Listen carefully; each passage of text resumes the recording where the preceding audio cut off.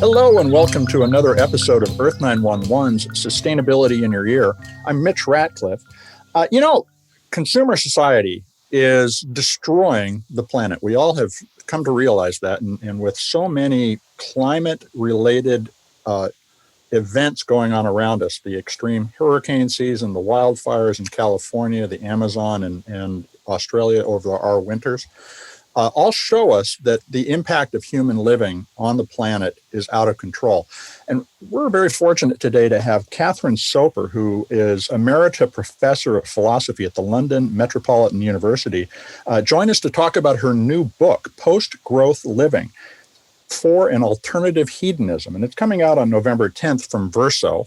And we encourage you to grab a copy and think about how we live and how we can think our way out of this challenging situation. Catherine, welcome to the show. How are you today? I'm very well, thank you. Thanks for having me on the show. Well, I read with interest your new book, Post-Growth Living for an Alternative Hedonism.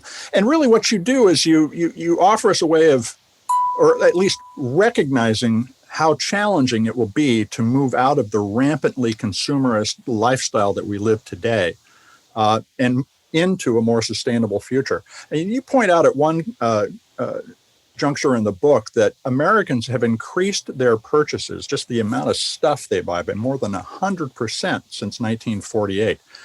And you proposed this idea, alternative hedonism, a different way of enjoying our lives. Can you tell us what alternative hedonism is? Yes, I mean, basically it's an argument that we need to open up new ways of thinking about human well-being and prosperity. Climate change is obviously very alarming, but it is the outcome of ways of living, working, and consuming that I would argue are also in many ways not that measurable.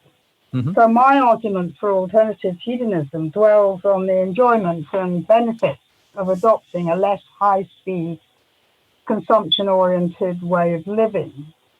It points to the uglier, more puritanical and self-denying aspects of the high-carbon lifestyle. I'm talking here, for example, about time scarcity, the stress, the insecurity, the ill health, pollution and waste that it occasions, and the commercialization of children, the loss of community, and so forth. Climate change may threaten existing habits, but it can also encourage us to envisage and adopt more environmentally benign and also personally gratifying habits and practices.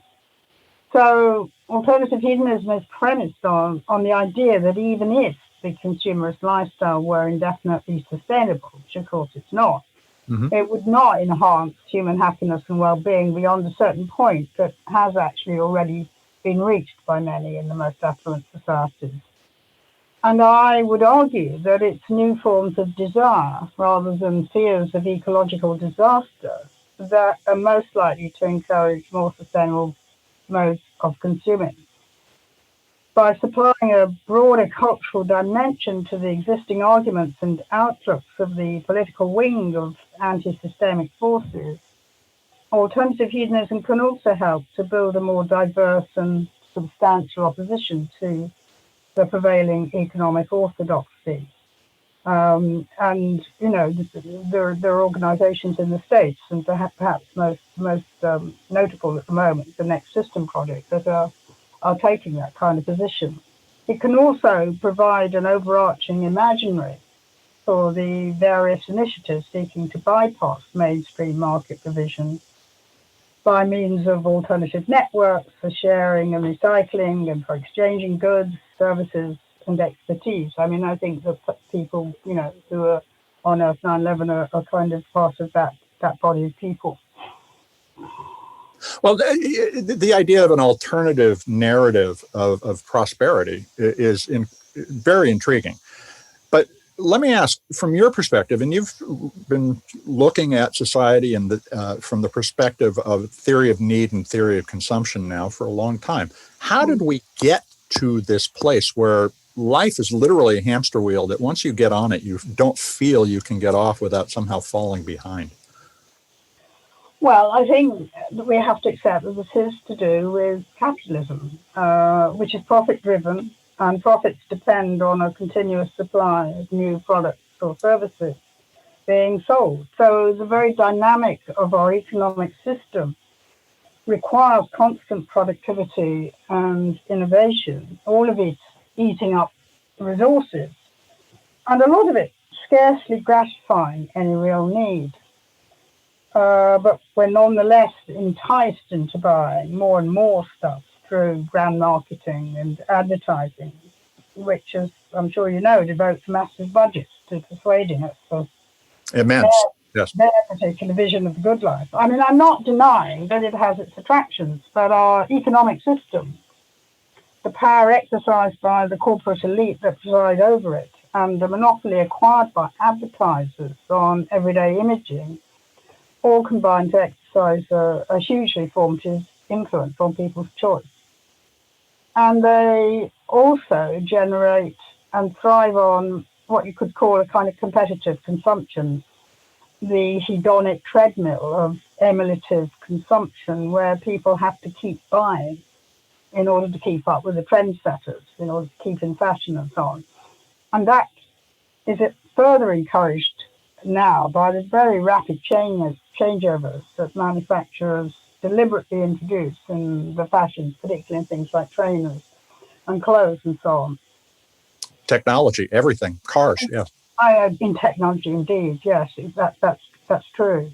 And I think we shouldn't forget either that the choices that the consumerist lifestyle excludes, for example, those who want to walk or cycle are constantly subordinate to those who drive. You can't very readily escape from the car culture's command over public space, or the noise, or the pollution, or the stench, or the piles of waste and so on that go with that. The call to consume less is often presented on both sides of the political spectrum as something that's potentially authoritarian. Mm-hmm. But it seems to me we need now to recognise that the market itself has become something of an authoritarian force, commanding us to sacrifice or marginalise whatever's not really commercially viable.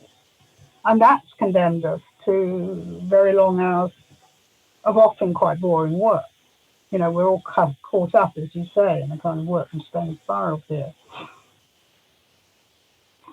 Well, let me ask, in the midst of COVID-19, which has changed so much of daily life, and when it's clear that essential workers, the people who deliver our food or pick our food or wire our homes to the electric grid, and often are the least well paid amongst society, are being forced to expose themselves to the risk of COVID-19 in order to keep the rest of us connected and fed. Does this present us an opportunity to rethink how people are compensated based on the core value of what they're doing versus the marketed value of what they're doing? Well, you're certainly right. I think that the pandemic has exposed who are really the essential as opposed to the more parasitic or less needed workers. I mean, we're talking about the nurses and carers, the emergency staff, the shopkeepers, those delivering goods, as you say, and so on. And these, of course, these people have perennially been the least well paid, the lowest in status. So I think, yes, our social reliance on them for fundamental goods and services should certainly be better rewarded and be made the basis for rethinking compensation. But I don't think it's likely to be within our current economic order. But if there were a future, if there were in the future to be more of a mandate for a revised system, then of course more recognition could, and I would argue should be given to those whose services are most needed. I mean, there's no law of nature preventing that kind of revaluation, but it has got to be something that people themselves want to promote. Well, yeah, at one point in the book, you talk about the fact that we need to undertake an ambitious cultural project that, amongst other things, mocks and subverts the advertising messages that we have come to respond to as though they are the authoritarian voice telling us what to do. Now, and many years ago, Adbusters, a Vancouver-based activist group, started to use advertising as a way of subverting the advertising message. This really seems to depend on individual consumers making choices about different values, but also projecting that to the companies that they want to receive different and more sustainable things from. That requires a new way of thinking about organizations, both political and economic organizations. Do you have ideas about what kinds of communities and organizational changes that we need to put into place in order to begin this dialogue in a really meaningful way? I'm not sure I've got a lot to add to those who are already involved in this kind of attempt to, shift the direction of consumption. But so I would say I think that we need to draw on existing countercultural and anti-systemic movements and campaigns. I'm thinking here of those, for example, concerned with improving democratic participation in political decision-making, Mm-hmm. and those pressing for improved environmental policies and a greened economy. But I think in the end, the sort of changes that you're talking about are only likely to come about with more national support and representation. And that in that sense, we probably need a political formation, a party or alliance of parties committed to a dialogue with the electorate and ready to supply a forum for debate, whether it took the form of citizens' assemblies or whatever. And the debate, I think, should be about what we understand by prosperity, what we understand by progress or development in an era of catastrophic climate change. Hitherto, it seems to me, political parties have been divided over the means to what has been largely commonly agreed set of ends about those issues. In other words, economic growth measured by GDP, full employment, enhanced living standards as defined in consumerist terms. But what we need now, I think, is to debate the ends themselves. In other words, to be provided with opportunities, both in our local communities and at the national, and indeed, ultimately, international level. We need to have a talk about the purposes of all our wealth creation, about alternative conceptions of value and the good life, and what is essential to our prosperity in that sense. I think that's something that would help quite a bit, to carry forward the sort of shifts you're talking about. So, if the messaging that this movement puts out there emphasizes, for instance, gross domestic happiness versus gross domestic product, which includes a variety of other metrics around the pace at which we live, our health as a result of the way we live improving because we're less stressed, we're eating better, and so forth. Those messages need to come head to head with the consume more growth for growth stake messaging that we see every day in the media. But the question for me then is, are the political parties that you just mentioned a moment ago, they're organized along hierarchical models, capable of leading the kind of dialogue that you're talking about, or do we need really something new like the citizen assemblies that you mentioned? Well, I think we do need something new. And in fact, I don't know what it's like in the States, but certainly there is some recourse now being advocated to citizens' assemblies by the Labour Party and the Green parties here, I think. But I think the problem, in a way, is that climate change is such a pressing issue that we've got rather little time, and that we may find we really have to work with the political institutions that we have, however imperfect, and hope that they can be reformed in the process.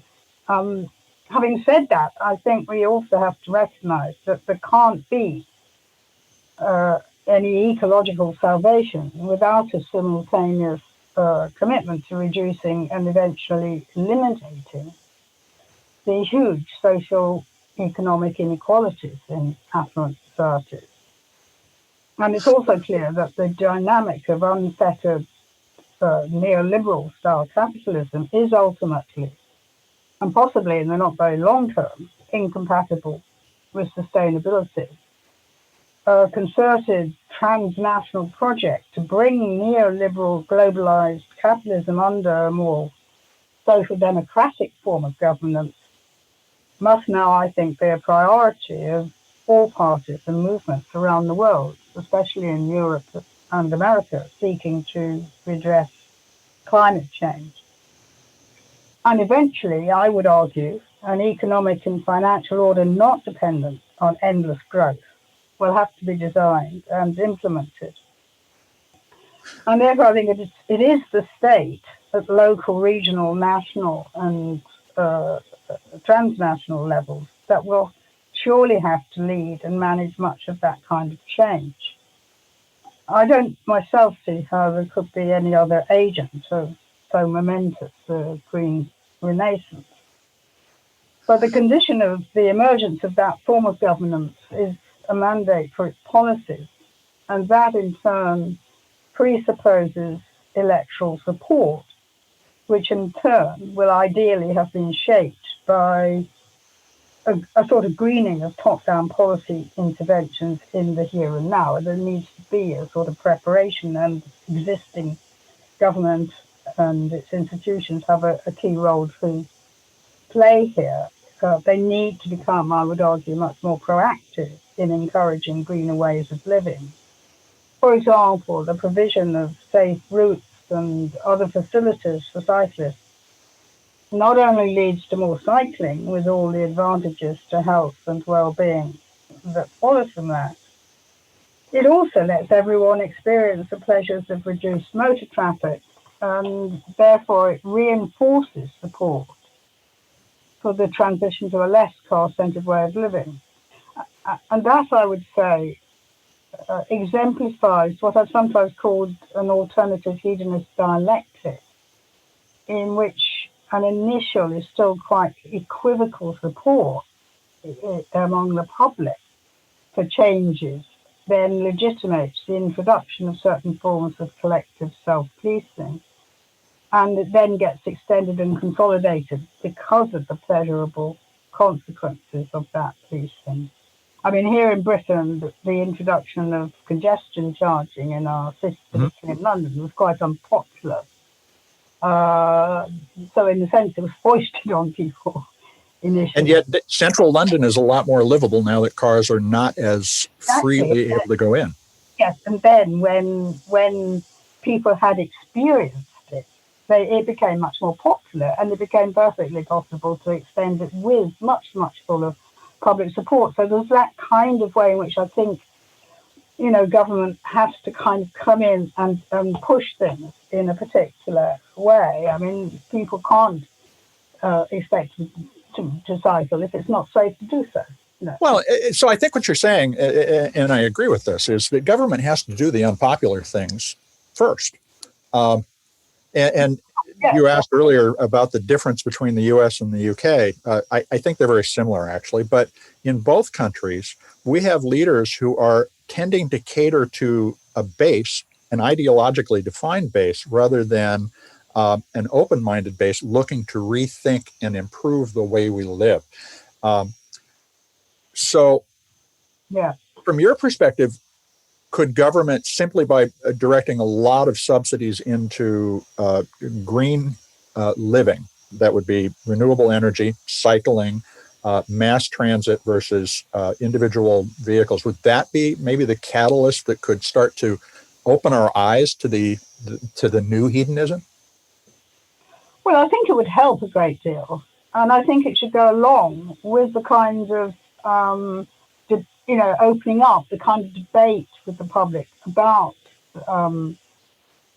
prosperity and the purposes of our economic activity. And and the two together, I think, could combine to create more of a sort of cultural revolution around green thinking. And I think that could very possibly then, allow for a much more radical changes, socio-economic changes, than we've been able to accomplish so far. And that would set us on a more genuinely sustainable path for the future. Now, you obviously are not anti-progress, which is different than being pro-growth. And we're talking over the internet, which, of course, didn't exist in a widely distributed way until 25 or 30 years ago, and has enabled us to do a lot of new types of intellectual travel, as well as connecting with other communities and potentially opening our minds. Then again, there are all the downsides we know about from misinformation and the rise of cultic relationships across the internet. But are you confident that in addition to changing our mindset, that we can, to some extent, invent our way to an efficient system that could also be more humane? Or does the technology itself simply lock us into the current model? Well, I'm not confident about answering this. Okay. Because I'm not. I mean, I will say a few things that have occurred to me, but I'm not an expert on in this kind of area. I mean, certainly some on the left have celebrated the internet as a kind of source of post-capitalist collaborative. I'll admit freely, I was one of them in 1990. Right. Okay. And they've suggested that the Internet of Things is giving rise to a sort of third industrial revolution, and that it's already boosting productivity to the point where the marginal cost of producing many goods and services is nearly zero, making them practically free. And so the result, it's claimed, is corporate profits are beginning to dry up, property rights are weakening, and an economy based on scarcity is slowly giving way to an economy of abundance. And going along with that, there's often a sort of, approval of the internet as providing endless and abundant sources of information. However, I do myself feel somewhat skeptical about some of these claims, anyway. I mean, one of the things that troubled me is that so little attention seems to be paid to the massive increase in energy that would be required to sustain that kind of revolution. I mean, power consumption in the A1 sector is set to triple, I've been told, in just the next 5 years. Mm-hmm. So if we were to become that reliant on the internet, we need to know what the energy source is going to be. It is possible it could be also, a sustainable form of energy, but we will be needing to rely on a much larger energy input than even currently. I'm also a bit worried about how little seems to be said about the e-waste that I think would be involved and the problems of its disposal, which we're already obviously facing.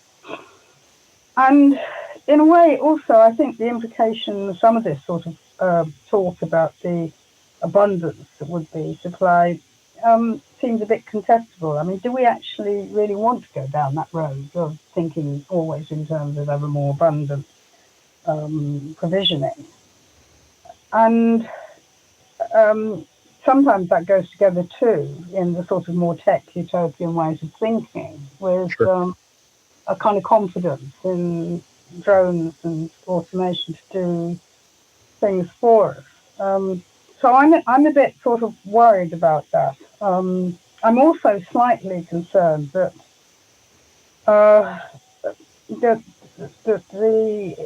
the sorts of claims that are made for the positive impact of artificial information on human subjectivity and culture are not really, persuasive. I mean, information, however complex, is not quite the same as knowledge or intelligence. And acquiring and sharing it online is not the same as gaining intellectual skills or practical know-how through experience or learning in person from an expert practitioner. Mm-hmm. So I would say that intellectual and cultural knowledge of the kind we used to acquire offline at a slower pace in a less distractible and distracted mode are under threat with the sort of emergence of the new age data, often in unmanageable quantities as it comes online. So I think you're right. There are great pluses, I think, to the internet and what it can do for us, and we're, as it were, completely dependent for it on this conversation now. But there are also some downsides, and there are commentators too who have said, I think, that the faith in the democratization of the internet is it just underestimates the power and control exercised by the AI giants, and there is some truth in that. I think we need to think through how we could actually put that more on the surface for Well, people.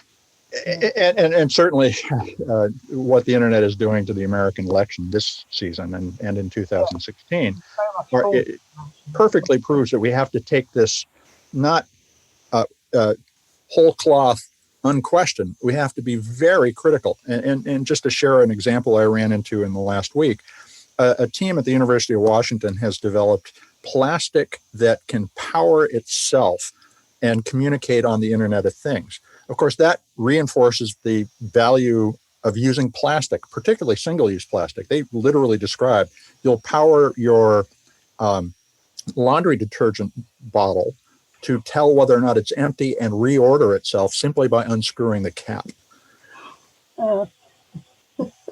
We don't need that much more plastic in our lives. On the other hand, if we measure everything, there are benefits in terms of efficiency.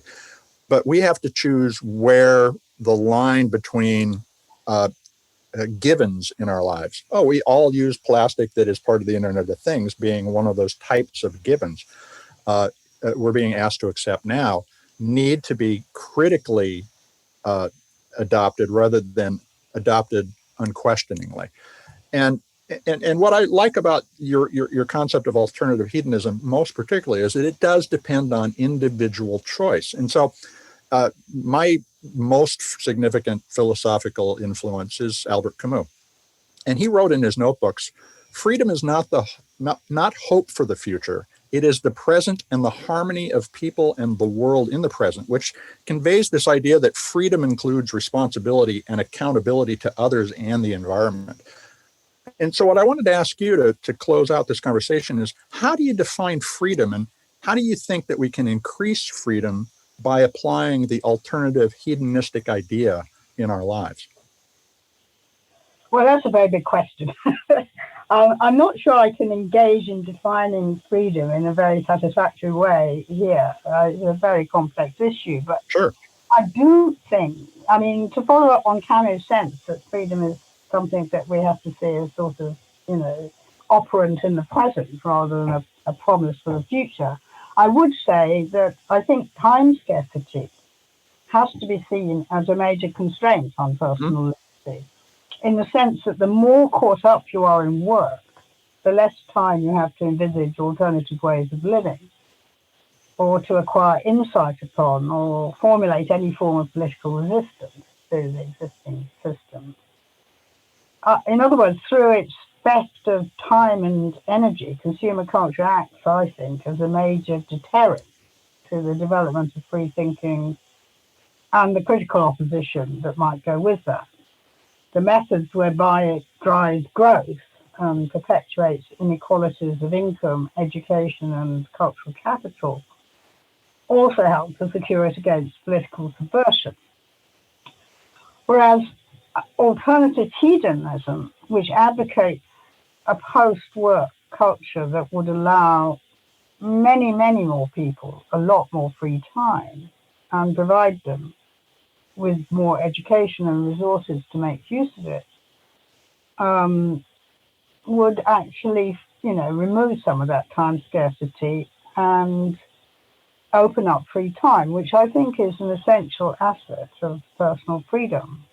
because it allows for that that reflection on one's needs and ultimate values. The other point, which I think you're making too, really, is that freedom is never exercised in the absence of all forms of restraint. To free ourselves from the constraints that climate change is placing on our actions now and in the future, for example, we need to exercise the freedom that we have in the present. We need to free ourselves of the socio-economic order that's driving that's driving climate change. And that freedom may come at the cost of some shopping and consumer choice and luxury consumption and so on. But it's worth pointing out, I think, how far the freedom of the shopper in market societies is also confining others elsewhere, not least, for example, where the goods that have been freely chosen, as it were, have been produced through underage or sweatshop labour. And as I was saying earlier, I mean, we've also got a situation where interests of cyclists are in competition with those of car drivers and so on. So, you know, there is never a sort of totally free play for everybody. Someone's needs are always, or nearly always, at the expense of someone else's. Well, and it's interesting because what we frequently hear is that if I make a change individually, it will not contribute to a major change. Although you see that is not true. In yesterday, Coca-Cola released its quarterly report and said, no one's going to football games, so we're not selling as much Coke. Nobody is going to the movies, so we're not selling as much Coke. That's hundreds of millions of individual choices not to do those things that have added up to Coke selling a lot less Coke. Yeah. And yet we're told that our individual choices as consumers really don't make an impact. But what I think is clear is that we can, simply by making our small changes, contribute to a major change. And I guess my final question then is, given what you know about climate change and what you have thought through about the value of work today and work in the future and our consumer culture, do you believe that there is a positive choice to make compared to what will happen if climate change develops into the worldwide catastrophe it clearly seems to be headed toward? Do I feel that? Sorry, can you just? Can we tell the story of an alternative way of living that makes a positive case for those many small changes in our consumption that will add up to?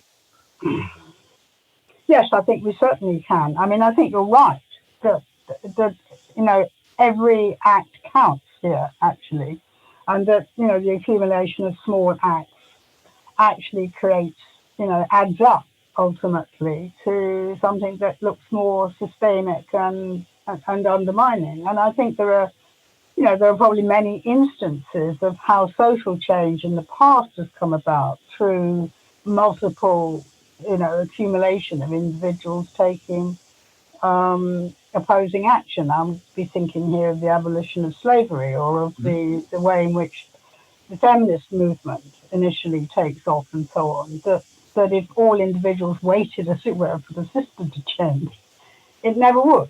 So I think that you're quite right, that we need to take that sort of, you know, we need to emphasize the potential and the freedom of individuals, although, you know, not denying that they're also subject to many formative influences coming from their culture and many constraints coming from the systemic aspects of their own culture. But there also is an element of freedom and an element of choice here involved. And by exercising that, I think you build, you know, protest movements which eventually have a major, you know, a much more macroscopic impact. And I think it would be absolutely wrong to become fatalistic about climate change.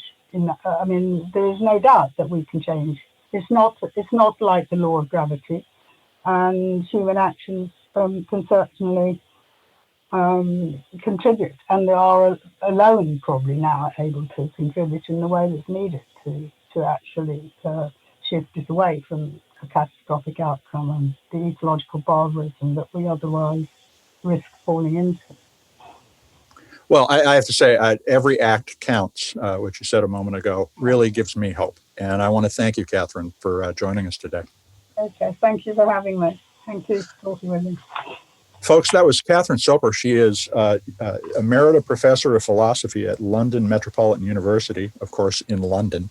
And she's the author of the upcoming book, Post-Growth Living for an Alternative Hedonism. It's coming out from Verso Books on November 10th, and we urge you to check it out.